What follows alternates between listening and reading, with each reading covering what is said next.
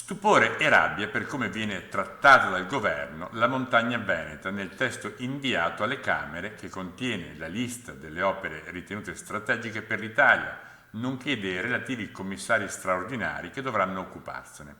A denunciare pubblicamente come non ci sia nessuna traccia di Belluno e del bellunese è la presidente di Confindustria Belluno Dolomiti.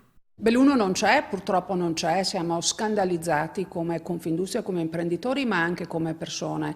È inaccettabile, a questo punto ci chiediamo cosa stanno facendo i politici bellunesi.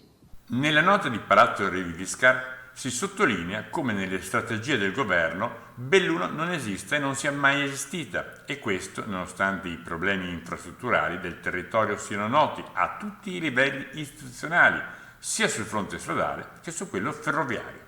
Confindustria si è sempre esposta, ma insieme alle altre associazioni di categoria, assolutamente il prolungamento della A27. Se non si porrà rimedio, sarà quindi l'ennesima occasione perduta.